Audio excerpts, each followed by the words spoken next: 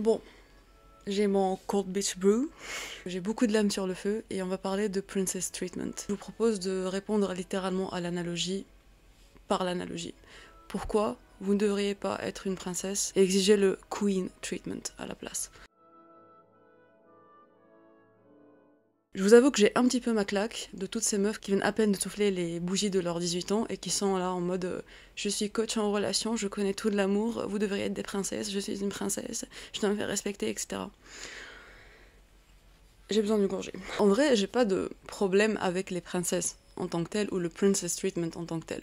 J'ai un problème avec le fait qu'on mette le princess treatment sur un piédestal et qu'on vende ça comme un idéal relationnel pour que une femme puisse avoir l'amour qu'elle mérite, le respect qu'elle mérite, et que c'est son droit. C'est le devoir de l'homme de la traiter comme une princesse. Cet idéal manque cruellement de nuances. La plupart de ces meufs qui vous incitent à exiger le princess treatment, à vous conduire comme des princesses, elles vous disent de vous conduire comme des princesses Disney, pas comme des Kate Middleton. Et désolé de vous dire ça de manière aussi abrupte, mais les hommes, les vrais, ne veulent pas de princesse. Cet idéal romantique relationnel qu'on cherche en incarnant l'archétype d'une princesse n'est qu'un remake bas de gamme d'une dictature patriarcale remasterisée en conte de fées Disney. Il faut savoir qu'on est en 2025. L'essor des contes de fées date du XVIIe, XVIIIe siècle. Ce sont des concepts certes nobles et chevaleresques, mais qui datent un petit peu, qui ne sont plus d'actualité. Et on est toujours prisonnier de ce fantasme féerique avec des influenceurs plus jeunes les unes que les autres, qui promouvoient cet idéal comme un traitement indétrônable et un droit fondamental de la femme, sans avoir fait l'expérience réelle de ce que c'est une vie de couple, de ce que c'est de construire un quotidien relationnel romantique mais sans paillettes.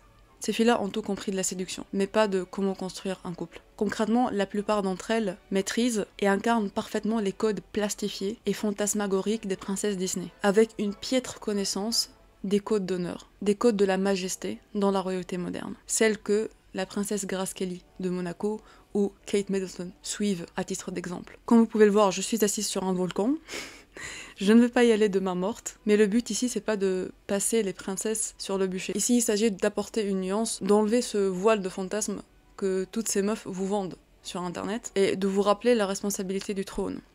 Parce que, selon moi, chaque femme est une queen, mais ça ne parlera pas pour autant à tout le monde. Parce que le trône est une responsabilité. Et tout le monde n'est pas capable d'être une queen. Et vous ne finirez jamais avec un prince charmant. Parce qu'un roi a tout sauf l'allure d'un prince charmant. Il est beaucoup plus impérial et beaucoup plus exigeant.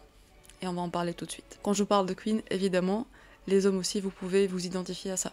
Y a pas de souci. Et mes meilleurs amis masculins s'identifient comme des queens. Et c'est mes queens. Donc, juste une petite parenthèse. D'abord, je vais vous dire de mon point de vue pourquoi le princess treatment est problématique. L'archétype en tant que tel, se conduire comme une princesse, se voir comme une princesse, vivre comme une princesse, ne me pose pas problème personnellement. Je ne m'identifie pas, je ne me vois pas comme telle, je ne me conduis pas comme telle, mais je ne suis pas dans la position où je peux me permettre de juger les filles ou les femmes qui veulent se conduire de cette manière-là. Parce que c'est une représentation de qui elles sont. C'est une expression de leur individualité, de qui elles sont. Elles se sentent à l'aise dans cette identité-là. Ça, on laisse de côté. Maintenant, je m'adresse aux femmes qui veulent se conduire comme des princesses, qui apprennent à incarner cet orgueil princier, cette aura hyper féminine, hyper douce, qui est supposée leur apporter la romance, l'amour, l'abondance qu'elles méritent. Et le premier problème que je trouve là-dedans, c'est que souvent ce sont des femmes qui viennent de relations précédentes ou d'expériences passées qui les ont fait souffrir, qui les ont dépossédées de leur majesté. Elles ne se sont pas faites respecter, vues, aimées à leur juste valeur. Elles n'ont pas eu ce qu'elles méritaient. Elles ont dû travailler dur pour les autres sans rien recevoir en retour. Donc c'est un peu un ras-le-bol qui se crée et une réponse par ces femmes-là qui se fait d'une manière assez radicale, une fermeture totale, très cruelle et très barbare qui arrive d'un coup. Tu as abusé de moi, tu m'as fait ça, tous ceux qui viendront avec toi, ils vont souffrir. Ils vont me donner ce que je mérite. Je vais les dépouiller. Pas par dépit ou quoi, parce que j'ai réalisé que ce que je méritais, j'ai réalisé que je valais plus que ça, donc je vais le demander sans honte, sans me cacher cette fois-ci. Donc c'est une réponse très émotionnelle à partir d'une blessure qui saigne encore. Le princess treatment va résonner pour ces femmes-là comme une manière pour adoucir cette rage et cette rancune qu'elles ont, et pour leur donner le droit, à nouveau, de réclamer leur dû. La reconnaissance, l'amour, l'appréciation, sans aucun abus et sans dévalorisation de leur partenaire. Ces femmes vont aussi beaucoup remettre en question leur choix passé. Elles vont se dire oui, mes standards ont été bas, j'ai accepté des choses que j'aurais pas dû laisser passer, donc là, je vais élever mes standards, je vais les placer là. Et si l'homme ne voit pas que je suis une princesse qui n'est pas capable de pourvoir pour moi, de me respecter, de me donner ce que je veux, il dégage. Ça, c'est le cas le plus commun que je vois. Le deuxième problème que je trouve dans le princess treatment, c'est qu'il y a beaucoup plus d'emphase sur ce qu'on reçoit, ce qu'on devrait exiger en termes de réception, plutôt que ce qu'on donne. Alors que toute relation humaine, de règle générale, c'est un give and take. Tu donnes, tu reçois. Tu rends toujours. Ce ne sera pas à la même hauteur, de la même façon, avec les mêmes moyens, mais il y a toujours un rendu. Et ça, c'est quelque chose dont on ne parle pas très souvent. On se focalise toujours plus sur ce que on reçoit, sur ce qu'on devrait demander, pour ne pas refaire les mêmes erreurs. Donc il y a une attente d'un certain traitement de valeur de la part de son, je vais pas dire son homme, mais on va dire de son candidat, parce qu'on est encore dans la phase de séduction ici, qui est conditionné par des traditions sociales ancestrales, pour pas dire archaïques, sans savoir ce que nous on veut vraiment, ce qui nous rend vraiment heureux. On se base sur ce qui nous manque déjà. On veut du luxe, on veut voyager, on veut une maison, une grande famille heureuse. On veut des bijoux, on veut des sacs de luxe, tout ça. On veut de l'argent parce qu'on l'a pas. Parce que c'est l'image du bonheur qu'on nous vend. Mais on ne sait pas réellement si, en ayant toutes ces choses, ça nous rendra vraiment heureux. On ne voit pas la personne qui va nous donner tout ça. On voit juste ce qu'elle nous donne.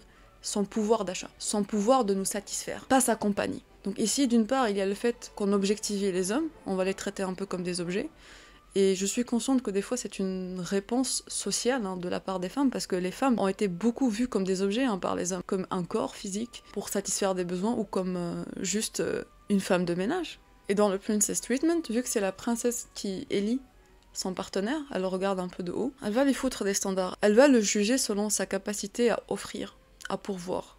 Idéalement, on cherche un distributeur automatique dans le cosplay d'un prince charmant qui peut se transformer en accessoire de mode pour les soirées ou pour les posts Instagram. Un six-pack serait un requis, mais si c'est un millionnaire, on peut passer outre. Il y a des chirurgies abdominales pour ça, c'est pas grave. Ici, je suis pas en train de critiquer, ni d'un côté ni de l'autre. Je suis juste en train de vous donner mon avis sur les limites du princess treatment, sur qu'est-ce qui va pas dans le princess treatment. Beaucoup de personnes prennent ça vraiment à l'extrême. Donc oui, il y a des femmes qui voient des hommes comme des distributeurs automatiques. Ça ne veut pas dire que toutes les femmes qui incarnent l'archétype d'une princesse traitent les hommes de cette manière-là. Absolument pas, mais c'est rare. Ça aussi, c'est un fait. On ne voit pas plus loin que ce que l'homme peut nous donner matériellement ou affectueusement, de manière assez visible, assez publique, entre guillemets. Il m'offre des cadeaux, je peux l'afficher sur les réseaux, il est beau comme un dieu, etc. On mesure la personne en face par rapport à nos demandes à nous, mais on se mesure jamais à nos propres standards, à nos propres exigences. Est-ce que tu t'es déjà mesuré à ce que tu demandes? Est-ce que tu es à la hauteur de l'amour que tu demandes, des standards que tu demandes? Concrètement, l'amour que tu demandes sous toutes ses formes, matérielles, émotionnelles, physiques, est-ce que tu es capable de le rendre? Ici, beaucoup de femmes adeptes du princess treatment vont reposer sur la représentation physique et morale de leur féminité, tout simplement. Rien de plus, rien de moins. Je suis dans mon énergie féminine, je suis une princesse, et moi, adore-moi comme je suis. C'est comme ça que je te le rends. Là, je reste objective, mais vous inquiétez pas, je vais mitrailler un peu après. Et le dernier point que je trouve problématique avec le princess treatment, c'est le fait que c'est toutes ces princesses-là, vous pensez être high value, high je sais pas quoi, high standard, high maintenance, vous êtes remplaçable. Si tu penses que voilà, je suis trop belle, je m'habille trop bien, je suis successful, j'ai mon business, je prends soin de moi, je sais pas quoi. Et oui, ma fille, tu es remplaçable. Parce que si tu cherches un prince charmant, évidemment, il va être charmé par tout ça. Un prince charmant va courtiser. Il va aller vers les femmes qui sont comme toi, qui incarnent tous ces standards-là. Il les connaît. Il va pas chercher moins. Mais il va pas chercher plus, parce qu'il sait pas qu'il peut avoir plus que ça, qu'il peut construire. Seule une queen peut construire. Les princesses ne règnent pas.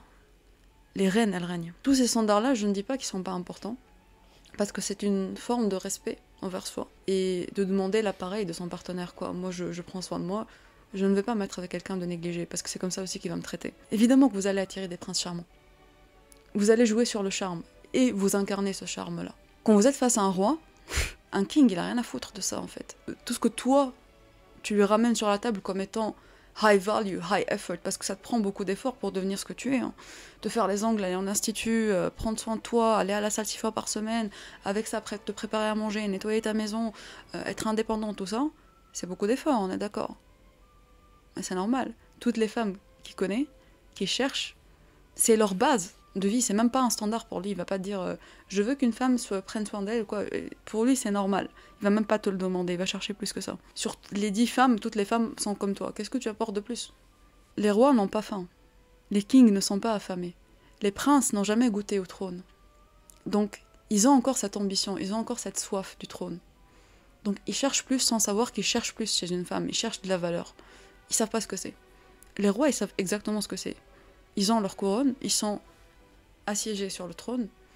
Donc, toutes celles qui vont passer, donne-moi plus. Pourquoi tu serais à mes côtés à régner? Vous êtes sur femme létale, donc là, on est dans une monarchie constitutionnelle, d'accord?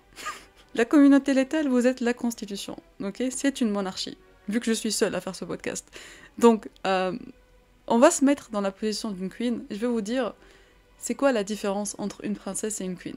Vous avez 3 secondes pour ramener votre bouclier et vous couvrir, le temps que je bois mon café. Là, je vais critiquer un peu ce que ces femmes dégagent. Je ne peux pas critiquer la personne parce que toute femme qui incarne l'archétype d'une princesse va être différente. Je ne vous connais pas personnellement. Là, je vais critiquer l'image que vous renvoyez, l'image que vous dégagez, parce que c'est ça aussi que l'homme que vous cherchez à avoir va voir de vous. Une princesse est une putain de potiche, ok?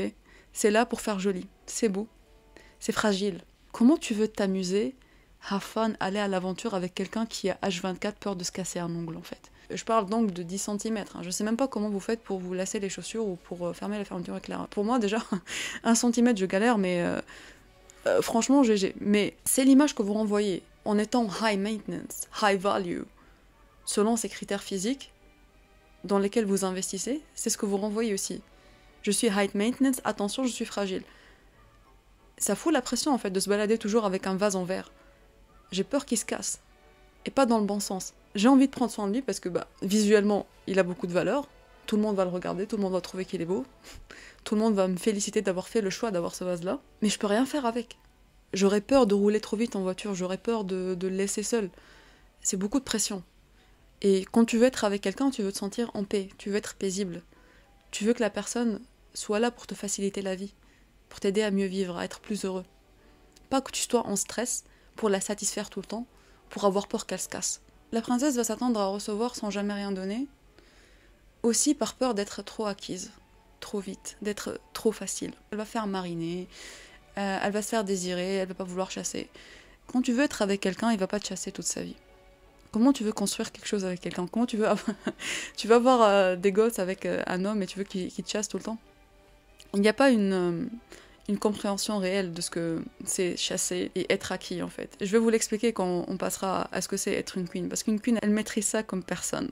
C'est beaucoup plus majestueux, beaucoup plus charismatique, beaucoup plus powerful que juste être une princesse qui a peur d'être trop acquise, qui va te ghoster pendant 2 jours juste pour faire genre je suis occupée, il n'y a pas que toi dans ma vie. Tu vas penser à moi H24, tu vas être obsédée par moi. Et ces princesses-là, elles n'ont aucun règne, elles n'ont aucun pouvoir de décision. Pas parce qu'elles manquent d'intelligence, ou qu'elles en sont incapables, parce qu'elles pensent que c'est l'homme qui doit prendre toutes les décisions et toute la responsabilité. C'est lui qui doit acheter, faire les logistiques, l'administration. Moi, je veux pas me casser la tête avec ça. C'est à lui de tout gérer. C'est pas mon rôle. Tout ce qui est prise d'initiative ou pouvoir exécutif, il est à la charge de l'homme. Le combat est masculin, la femme se fait désirer à l'infini. Et ce que toutes ces petites princesses ne voient pas, c'est que ton homme est avec toi parce qu'il te veut. Il te désire. Mais il n'a pas besoin de toi.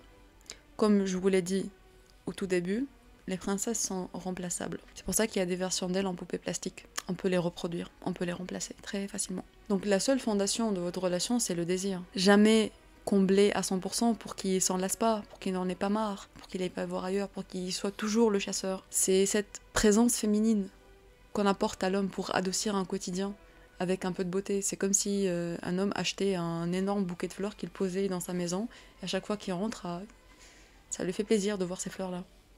Ça sert à rien. Ces hommes-là, ils restent avec ces princesses pour satisfaire un besoin de compagnie. Compagnie féminine, dont ils ont manqué dans leur vie. Peut-être ces hommes-là, ils ont manqué de tendresse, de présence féminine, vraiment féminine, dans la douceur, dans la tendresse, dans le soin porté à soi. Ils n'ont pas eu ça, donc ils vont chercher des archétypes qui représentent ça fois 1000. Ils vont pas chercher plus loin. Si ces hommes-là restent avec leur princesse, c'est parce que à l'instant T, ou pendant ces quelques mois, ces quelques années, il est comblé. Sur le plan émotionnel, sur le plan physique. Il lui est fidèle parce qu'il l'aime, il la désire. Pas parce qu'elle apporte de la valeur à sa vie. Pas parce qu'elle construit quelque chose avec lui. Pas parce qu'il la voit comme sa famille. C'est cruel à dire, Mais j'ai vu ça dans beaucoup d'archétypes, de couples, prince-princesse. Et le problème avec les princesses, c'est que quand elles tombent sur un roi, elles deviennent leur fille. Il va un peu être son daddy. La princesse s'habille pour briller, pour se faire aduler, pour se faire voir, pour recevoir des compliments. Elle est là pour stand out. Au milieu d'une cour, on voit que c'est une princesse. Elle est habillée comme une princesse. Elle attire le regard. Elle est supposée attirer le regard. Elle pense que l'homme doit deviner ce qu'elle veut. Il doit le savoir parce qu'il maîtrise déjà les codes princiers.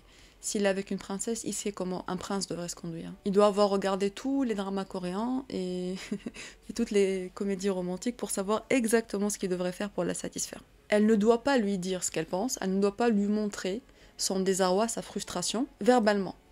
Elle va la témoigner avec des gestes de détachement, de froideur, d'éloignement, de se faire désirer ailleurs, parce qu'elle est juste là pour se faire désirer et admirer, donc toi t'es pas là, il y en a d'autres qui sont là, qui me regardent, qui me traitent comme une princesse. Donc jusqu'à ce que tu comprennes ma frustration, je ne bouge pas. Donc l'homme doit être médium.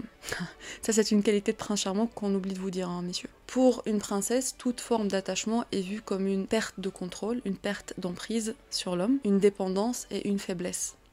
Donc elle ne veut pas s'attacher, elle veut juste du romantisme. On veut goûter à la romance sans ingurgiter l'amour, sans le dévorer. Parce que l'amour va la rendre vulnérable, va la rendre contrôlable, attachée. Elle doit sans cesse être poursuivie et chassée. Une princesse pense qu'un homme est un animal intelligent. Vous avez entendu parler des Golden Retriever et de toutes ces métaphores, analogies qui nous comparent à des animaux.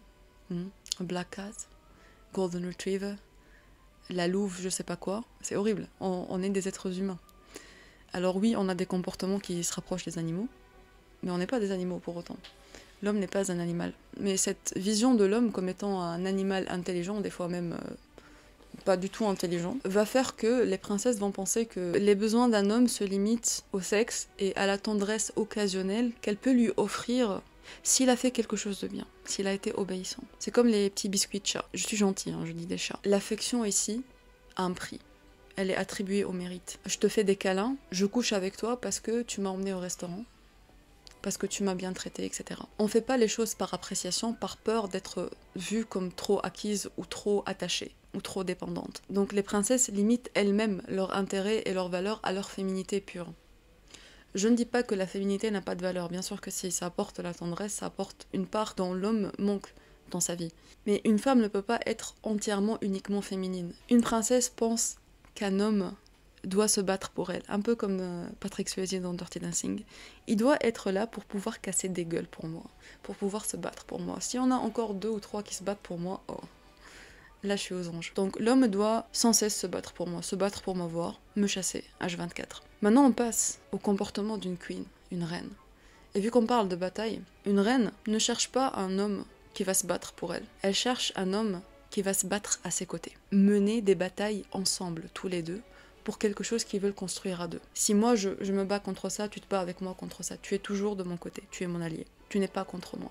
S'il y a une dispute entre nous, on va pas devenir ennemis, on est alliés. Ça c'est la responsabilité du trône. Le trône passe avant tout. Le trône c'est quoi, analogiquement parlant? C'est la relation qu'on construit, c'est le couple avant tout. Le couple passe avant nos deux égos respectifs. On exprime tous les deux notre frustration, notre colère, sans se retourner l'un contre l'autre, sans s'attaquer. Tu es avec moi. You're my king. You're my queen. Il y a cette camaraderie entre les deux. Il y a cette alliance entre un roi et une reine qu'on ne trouve pas dans un couple prince-princesse. Comme je vous l'ai dit au début, ici c'est une monarchie constitutionnelle. Donc je suis bien dans mon règne. Je suis bien à régner seule. J'ai pas besoin d'un roi. Mais un roi va me rendre plus puissante, va me rendre plus forte. Parce que à deux, on peut faire beaucoup plus de choses. Une reine va se baser sur le principe d'égalité, de réciprocité plutôt que qu'est-ce que tu me donnes ou qu'est-ce que je reçois. Parce que j'ai pas besoin qu'on me donne quoi que ce soit. I have my people. J'ai mes gens, j'ai mes alliances, j'ai ma personne, j'ai mon trône. Qu'est-ce que tu peux me donner de plus ? Tout ce dont j'ai besoin, je peux me le pourvoir toute seule. Donc je ne cherche pas à ce que tu me donnes, je cherche juste à ce que tu sois capable de te donner tout ce dont tu as besoin toi-même. Parce que pour être dans le trône, tu ne dois pas être en manque toi-même. Donc je ne peux pas subvenir à tes besoins. Le trône ne peut pas subvenir à tes besoins. Le trône est un besoin. C'est toi qui vas le pourvoir. Tu vois. C'est ça le standard. C'est-à-dire que tu vas chercher quelqu'un qui est sur le même pied d'égalité que toi, qui est capable de provide pour lui-même comme toi tu provides pour toi-même, qui a son armée solide, qui a ses alliances. C'est comme ça qu'il va te renforcer. Donc là, on est sur le même pied d'égalité.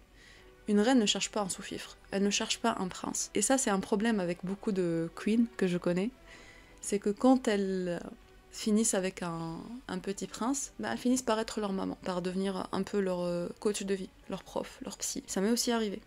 Beaucoup de fois dans beaucoup de relations, parce que je suis décisionnaire, parce que je prends soin de moi, parce que je pourvois pour moi-même, les hommes se mettent dans une position passive.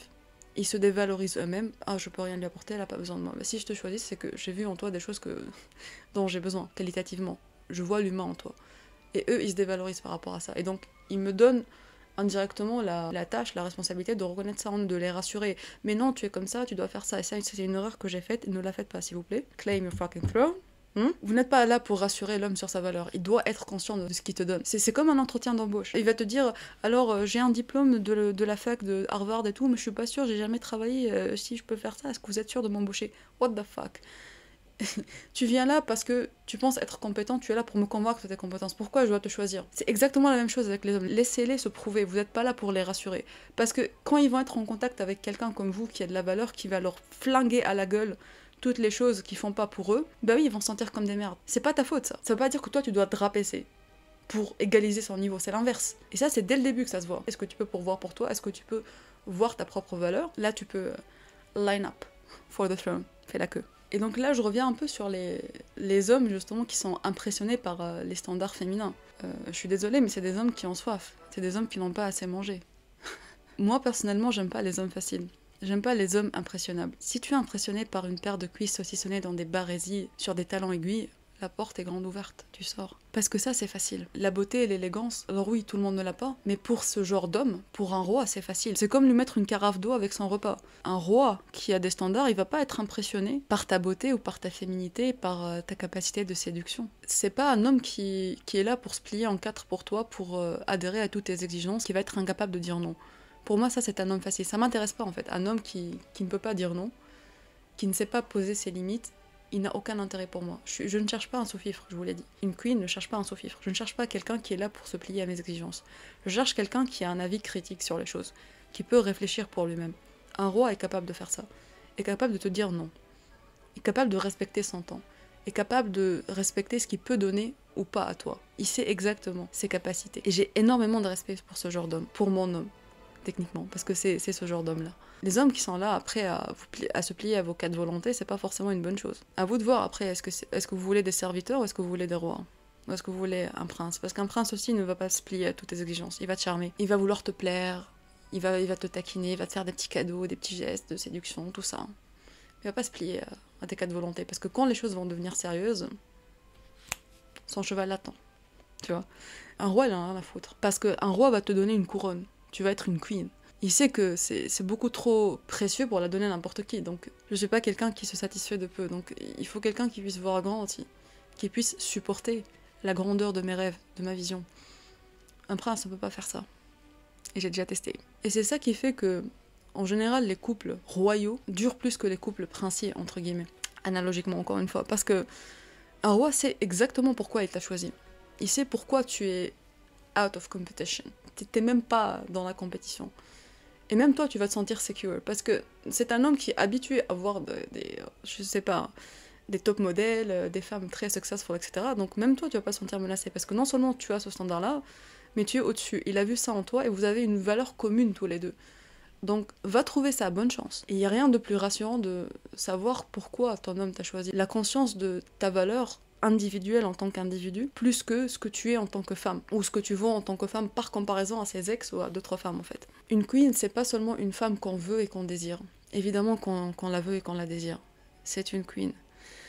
Mais c'est une femme dont on a besoin, parce que c'est une femme qui apporte de la sécurité. Nous, en tant que femmes, on cherche la sécurité chez un homme. Sécurité émotionnelle, matérielle, physique, tout ce que vous voulez. L'homme aussi cherche la sécurité affective, émotionnelle, matérielle. Il y a des règles qui ont été établies entre les deux personnes. Chacun connaît son rôle parfaitement. On n'a pas à se micromanage, à voir est-ce que tu as fait ça, est-ce que tu as fait ça. Non, chacun connaît son rôle, le fait, on n'en parle même pas. Et ça apaise tellement, ça crée une sécurité incroyable. Tu rentres dans un cocon, tu sais que tout est à sa place, tout est bien fait. Chacun connaît son rôle. Un roi et une reine, c'est une famille, c'est une valeur partagée, une valeur commune, c'est un noyau très solide. Un roi va valoriser la vie de sa reine. Parce qu'il sait qu'elle règne, elle est décisionnaire, donc il va la consulter. Il va lui demander « Qu'est-ce que tu penses de ça ? Est-ce que je peux prendre ce genre de décision ?» Il va l'inclure dans des décisions importantes de sa vie, dans des décisions des fois même financières. Ce qu'une princesse serait incapable de faire. Elle est trop occupée à faire sa manucure en fait. « Ouais, fais ce que tu veux, je te fais confiance. C'est toi l'homme, tu sais gérer. C'est pas moi de prendre des décisions à ta place, t'es un incapable ou quoi ?» Une reine sait que les décisions de son homme vont avoir un impact sur leur vie de couple. Donc elle va avoir son avis à dire, elle va avoir un pouvoir de décision. Et l'homme la respecte tellement qu'il respecte son avis, qu'il va la consulter. C'est aussi un peu sa confidente, c'est sa conseillère, c'est son allié. Il se sent plus fort, plus stable, plus noble en sa présence, parce qu'elle le soutient, elle l'encourage, parce que leurs visions vont dans le même sens. Cet homme va se sentir soutenu par une présence forte et compréhensive. Il sait que quand lui devient vulnérable, la fondation ne s'écroule pas. Il y a toujours une présence qui est capable de devenir forte et ultra puissante, qui est capable de diriger quand lui il faiblit. Et vice-versa. Une queen sait poser ses limites, sait dire non, comme elle sait être compréhensive et patiente. Parce qu'elle ne le fait pas avec tout le monde, parce que tout le monde ne le mérite pas. Cet homme-là ne voudra pas la perdre ou transgresser ses limites parce que c'est pas dans son intérêt de la perdre. Il perd une alliée, avant tout. Il perd pas qu'une femme. Il lui est pas fidèle comme un prince, il lui est loyal. Parce que la loyauté fait partie de son code d'honneur. Parce qu'il est loyal envers ses gens, his people, envers tout le monde. Parce qu'elle est loyale envers lui. Une queen sait rendre gracieusement. Elle n'est pas que dans je prends. C'est une putain de queen. Ok ? Donc je sais qu'on doit me donner, je sais que je dois apprendre à recevoir. Et bordel, c'est quelque chose que je me suis entraînée à faire parce que j'avais beaucoup de mal à accepter qu'on me donne les choses ou qu'on fasse les choses pour moi. Je me sentais toujours mal pour les gens. J'avais l'impression de leur prendre quelque chose en fait, que quelqu'un me fasse quelque chose pour moi, me donne quelque chose. Mais bon, là je me suis calmée. Une queen justement sait recevoir, c'est quand step back, là tu dois me donner. Mais elle le rend à sa façon, elle le rend d'une manière gracieuse. Depuis son énergie à elle, c'est-à-dire depuis ses moyens à elle. C'est pas un jeu d'ego ici, c'est pas un jeu de pouvoir. Tu as fait quelque chose pour moi, je dois faire plus grand, je dois te donner encore plus. Et c'est là où beaucoup de femmes faillissent, c'est qu'elles rentrent dans un combat très masculin au final.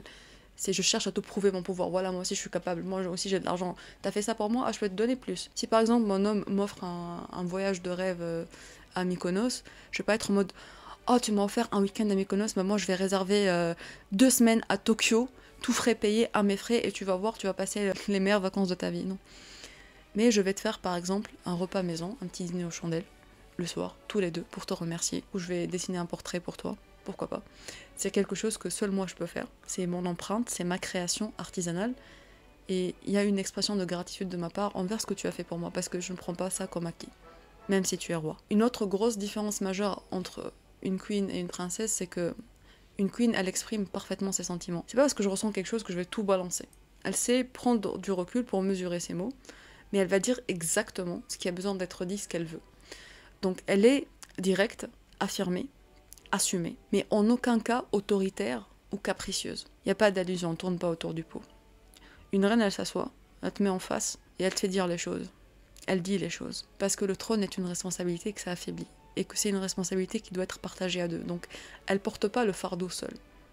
Elle sait quand le partager. Elle sait quand c'est la responsabilité, le fardeau lui appartient à elle, donc elle va pas le larguer sur l'autre parce que ça lui appartient pas.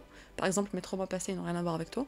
Je peux t'en parler, mais je vais pas te demander de chercher des solutions à ma place ou de le résoudre à ma place. Mais quand c'est quelque chose qui concerne notre relation à deux, nos comportements l'un envers l'autre, là c'est un fardeau partagé. J'ai pas à tout prendre pour toi. Donc là on s'écoute, là on se parle. Là où une princesse a trop peur d'être acquise et attachée et ne se livre pas, une queen comprend que l'attachement est sain dans un couple et ça va pas ébrécher le lien, au contraire. Parce qu'elle sait aussi être sans son roi. Elle sait régner quand le roi n'est pas là. N'oubliez pas, une reine elle sait régner, elle a le pouvoir de décision, même quand le roi n'est pas là, donc elle a pas peur. Un roi ne va pas fuir. Avec une queen, c'est très clair, tu sais exactement sur quel pied danser. Elle sait quand c'est elle qui doit diriger et quand elle doit faire un step back. Quand elle doit lâcher. La princesse se fait chasser à l'infini, ok, donc je fais rien, j'attends. Une queen, c'est un peu comme un jeu d'échecs.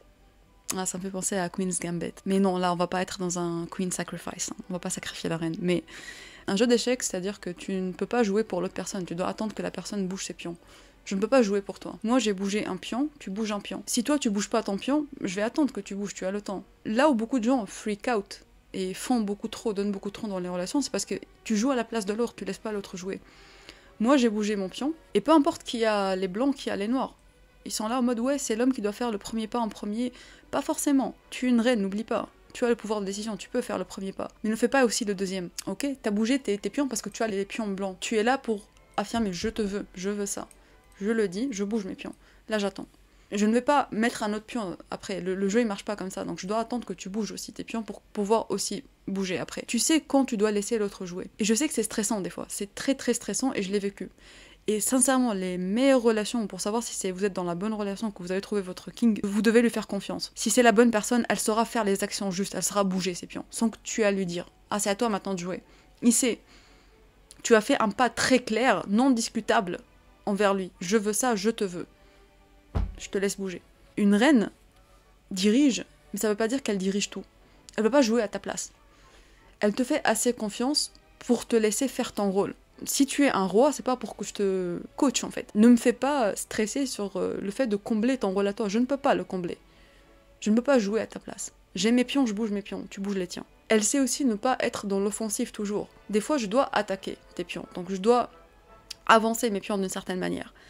Mais des fois, pour me protéger, pour protéger mon règne, je dois reculer mon pion. Donc je sais quand faire un step back. Ça peut s'appliquer dans des situations où on est dans un débat ou dans une dispute, on doit discuter de quelque chose, on doit faire une décision à deux. Exemple, le silence. Quand il y a un mot de travers qui a été dit, je ne vais pas renchérir parce que là ça va créer des conflits, on va devenir ennemis l'un envers l'autre. C'est pas le but. Le silence te fera revenir à tes sens, te fera voir qui tu as devant toi. Je te donne le temps de te rétracter. Parce que moi je me suis rétractée. Le silence c'est une action passive.